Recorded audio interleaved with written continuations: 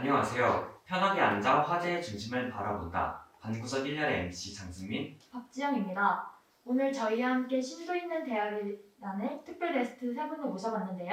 각자 자기소개 부탁드립니다. 안녕하세요. 베트남어과 윤인별입니다. 안녕하세요. 중국어과 권미연입니다. 안녕하세요. 일본어과 이보은입니다.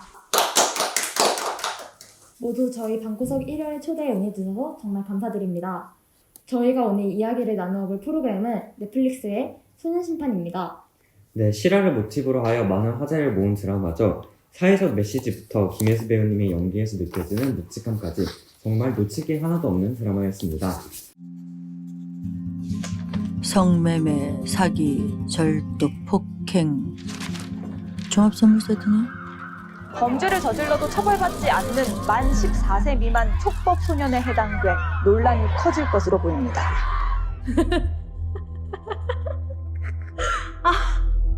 이래서 내가 니들을 혐오하는 거야. 저는 특히 1화부터 2화에서 다룬 내용이 제일 기억에 남는데요. 2017년에 실제로 일어난 인천 초등학생 유괴 살인사건에 대한 내용을 떠올리게 해서 보는 내내 실제 사건이랑 비교하면서 봤던 것 같아요. 네, 드라마 속 등장인물 백성우와 한예은이 나눈 문자 내용 다들 기억하시나요? 앞서 언급했던 인천 초등학생 유괴 살인 사건에서 두 학생이 나눈 문자와 거의 유사해서 온몸에 소름이 돋을 정도였습니다. 우리 학교에서 중국어를 가르쳐주고 계신 리빙 선생님도 이 드라마를 굉장히 재밌게 보셨다고 하는데요. 리빙 선생님은 어떻게 생각하시는지 같이 여쭤볼까요? 印象最深的是第一个故事和最后一个故事，这部电视剧拍得很真实，很好。父母是孩子的第一任教师，关注青少年心理健康很重要，因为青少年时期的心理会影响一个人的一生。良好的家庭教育也尤为重要，父母应该时刻关注青少年的心理健康问题。第二个就是很多人不太重视青少年犯罪，觉得他们是孩子，所以可以得到原谅。但如果犯罪后得不到良好的教育，容易引起再次犯罪，对社会产生不好的影响。第三个就是法官也要站在公平公正的角度去审判，弥补少年法中的漏洞，健全法律，做到公平公正。 드라마 소년심판은 범죄자의 악행을 적나라하게 드러내면서도 그 배경에 입체적으로 접근하죠. 많은 소년범죄의 배경에 보호자의 방치나 가정폭력과 같은 외부 요인이 존재하지만 그것이 범죄에 대한 면죄부가 될 수는 없다고 생각합니다. 결국 그 뒤에는 어떤 이야기가 숨어있든 범죄를 저지르면 범죄자가 되고 아무리 소년이라 할지라도 마땅한 처벌이 필요하다는 것을 명확히 하고 있어요. 청소년 범죄의 원인을 살펴보면 성격 문제와 가정 환경적 요인을 들 수 있습니다. 지나친 경쟁으로 인한 학업 스트레스와 부정적인 성인 문화에 쉽게 접근할 수 있는 유해 문화도 들 수 있죠. 또한 소년법은 성인 범죄에 비해 형량이 가벼워서 이를 악용하는 경우도 늘어나고 있다고 합니다. 그렇군요. 청소년 범죄는 정말 가해자와 피해자 모두가 안타까운 비극인 것 같아요. 또 다른 문제는 소년범들이 있어야 할 소년원이 인적 재정적 자원 부족과 님비 현상으로 원활히 운영되지 않고 있다는 점인데요. 한정된 인력 탓에 소년원 학교 담임은 수용 관리와 학생 교육을 위해 무려 주 80시간 이상을 근무하는 경우도 다반사라고 합니다. 그렇지만 극단적인 원본 요구가 높은 상황에서 소년원 운영 등의 보호 처분의 내실화와 관련된 정책은 주목을 받기가 상대적으로 어렵죠. 맞아요. 단적인 예로는 2018년 정부가 미년 소년원 법안을 입법 예고하고 국회에 제출할 때까지도 대다수 언론은 관심을 보이지 않았습니다. 예산 부족으로 인한 과밀 수용은 보호소년 상호가 인권 침해의 원인이 됨에도 말이죠. 저도 동의해요. 저는 소년범죄 사건에서 적절한 대응책은 비행 초기 단계에 국가가 적극적으로 개입하고 그 비행 원인을 진단하고 재범을 방지하는 것이라고 생각해요. 그런데 신속한 개입을 위한 소년분리원 신상원은 수도권에는 한개에 불과하고 지방에도 소년원이 그 위탁 기능을 대행하고 있다고 합니다. 소년범의 교화를 위한 인적 자원이나 재정적 자원이 한참 부족한 상황이라고 할 수 있어요. 소년범의 교화를 위한 인적, 재정적 자원이 부족한 것도 있지만 사회적 인식에 대한 문제도 나타나고 있어요. 소년범에게 부과되는 사회봉사는 주로 양로원과 같은 복지기관에서 이루어집니다. 그런데 봉사 대상자들이 소년범을 비행 청소년이라고 인식하여 봉사를 받는다는 것을 꺼려한다고 해요. 이러한 소년범에 대한 부정적인 인식도 고려해야 한다고 생각해요. 저도 소년범을 단순히 비행 청소년으로 보아야 할지 아니면 그와의 가능성이 있는 봉사자로 보아야 할지 의문이 드는데요. 그렇다면 일본의 경우 어떻게 비행 청소년을 대하고 있는지 알아보도록 하겠습니다. 複雑な家庭環境で育ったり、もともと精神疾患を抱えていたりしていた子供が、十分に周りからのケアを受けられなかった結果、起きる場合が多いと思います。社会の厄介者や親の教育がなっていないというふうに見なされると思います。当事者になって解決しようとか支援しようではなく、他人事の目線で迷惑がっていると思います。警察のホームページなどで少年法と関連して保護者と地域の方用にパンフレットを用意して社会全体で取り組んでいこうとアピールしています。警察が行政や専門機関と連携して繁華街などを巡回したりフリーダイヤルを設置して心の悩みに寄り添い非行に走る前に未然に防ごうとしています。警察退職者で作るスクールサポート制度というものを実施し、問題行動を行う生徒がいる学校に派遣し、学校における少年の問題行動等への対応、巡回活動、相談活動、児童や生徒の安全確保に関する助言等を行っています。 여전히 소년법이 범죄에 대한 강력한 처벌로 기능해야 할지, 청소년의 재사회화를 위한 교화에 집중해야 할지에 대한 의견이 분분한데요. 패널분들의 의견을 묻기에 앞서 저희가 충남외고 학생들은 어떻게 생각했는지 조사해봤습니다. 네, 먼저 설문에 응해주신 166명의 학생분들께 감사의 인사를 전해드립니다. 학생 중 26.1%에 해당하는 41명의 학생들이 소년범을 교화를 통해 재사회화시켜야 한다고 생각했습니다.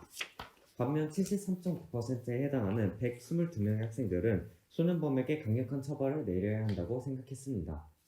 이제 패널분들의 생각이 궁금한데요. 소년 범죄자를 교화시켜야 한다고 생각하시면 교화가 적힌 팻말을, 처벌해야 한다고 생각하시면 처벌이 적힌 팻말을 들어주세요. 하나, 둘, 셋. 네, 먼저 처벌해야 한다고 생각하신 미연 씨의 의견을 먼저 묻겠습니다. 촉법 소년 중 일부는 보호 처분을 받은 후에도 반성의 기미를 보이지 않고 범죄를 저질러도 처벌을 받지 않기 때문에 이들이 다시 학교로 돌아와 이를 마치 훈장처럼 자랑하거나 혹은 자신이 처벌을 받지 않는다는 점을 악용하여 죄의식 없이 또 다른 범죄를 저지르기도 합니다. 이러한 모습은 현재 촉법소년에 대한 처분이 제대로 행해지고 있지 않음은 물론 이들에 대한 교육 및 교화가 제대로 이루어지고 있지 않다는 상황을 보여주는 것으로서 촉법소년에 대한 처우의 문제가 형사미성년죄조에 있어서 굉장한 부분을 차지하고 있는 것이라고 생각이 됩니다. 물론 가해자 역시 사회적으로 어리다고 규정된 미성숙한 소년인 점, 또 모든 소년범들이 소년법을 악용하려 하는 것은 아니라는 점을 고려해야 하긴 하겠지만 그들의 인권을 우선적으로 법이 만들어진다면 먼저 인권을 그들에게 침해당한 피해자는 누구에게 위로받고 존중받아야 하는가 하는 문제는 여전히 의문점으로 남아있습니다. 교화라는 이상론을 추구하는 과정에서 피해자들의 고통이 더욱 심화되는 것은 사실이죠. 그래서인지 현재 소년법에 대한 국민 여론을 봤을 때 소년법을 개정하거나 처벌해야 한다, 혹은 아예 폐지하고 성인과 동일한 처분을 내려야 한다와 같은 의견이 가장 많다고 해요. 국회에서도 촉법소년의 연령을 하향 조정한 법안이 발의된 상태이고요. 우리나라에서 처벌을 강화해야 한다는 목소리가 커지고 있는 듯한데요. 승민 씨, 과연 다른 국가는 어떤 상황일지 궁금하지 않아요? 네, 그래서 이번엔 제가 청소년과 성인에게 같은 수준의 벌을 내리는 미국의 상황을 알아봤습니다. 우리 같이 잭슨쌤 인터뷰 함께 보시죠.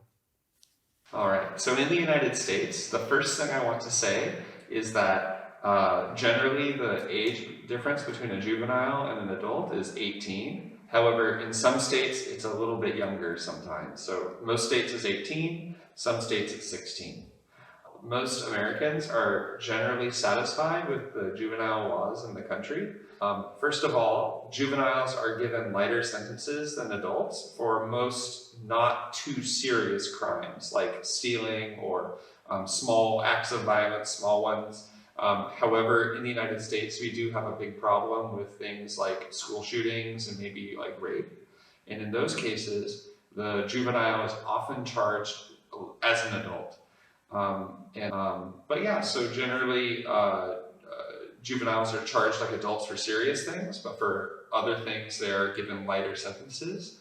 And most Americans are pretty happy with that.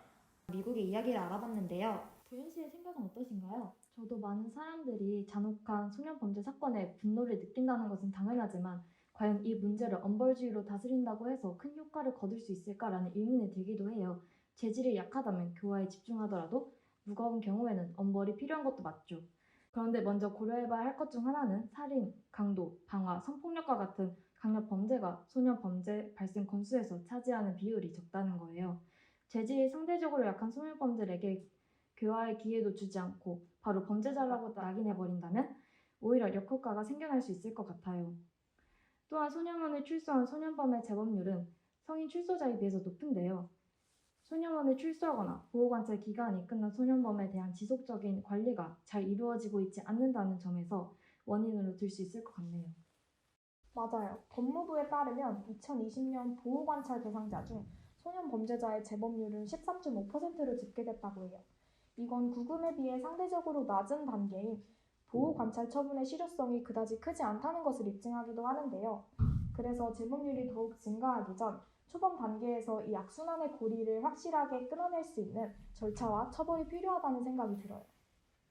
Ở Việt Nam luật thiếu niên thì sẽ được chia theo độ tuổi, sẽ chia thành hai giai đoạn là từ 14 tuổi đến 16 tuổi và từ 16 tuổi đến 18 tuổi.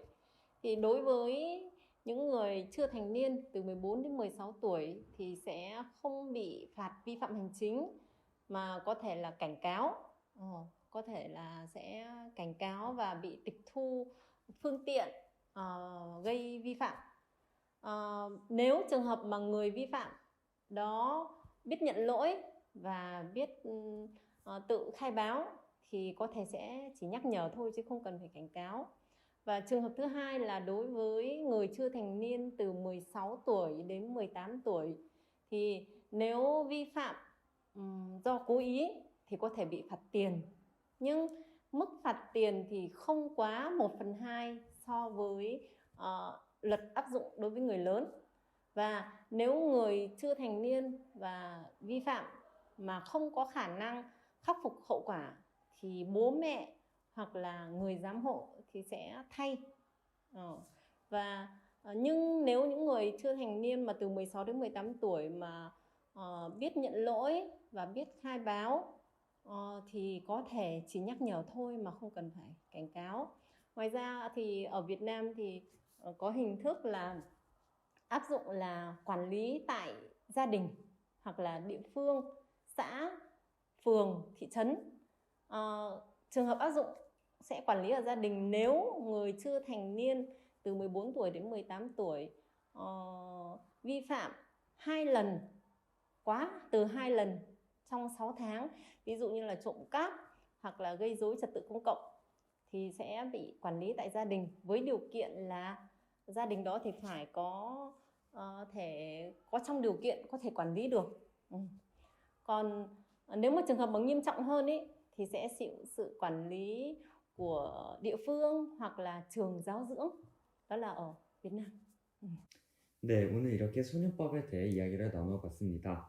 오늘 자리를 빛내준 세 패널분들 덕분에 이야기의 깊이가 한층 더 깊어졌습니다. 그럼 이제 마무리하면서 오늘 함께 해주신 패널 세 분들의 소감을 한 번씩 들어보도록 하겠습니다. 저는 무엇보다도 초반 단계에서 소년범죄의 악순환의 고리를 끊어내는 확실한 교화와 처벌이 필요하다고 생각합니다. 그래야만이 더 건강하고 성숙한 사회로 변화할 수 있을 것 같다고 생각합니다. 소년법은 존치되어야 하지만 죄질에 따라서 다르게 처벌하는 유연성이 필요하다고 생각합니다. 사회의 적절한 보호를 받으며 동시에 아름다운 사회를 만들어 나가는 청소년이 되기를 소망합니다. 형법의 근본적인 목적은 교화입니다. 그렇게 소년범의 형량뿐만 아니라 소년범의 교화, 복지에도 관심을 써주신다면 소년범에게 희망을 줄 수 있을 것입니다. 네, 소중한 시간 내어주신 패널분들과 시청자분들에게 감사 인사를 전하며 저희도 이만 여기서 인사드리겠습니다. 지금까지 반구석 1년의 MC 장승민, 박지영이었습니다. 감사합니다.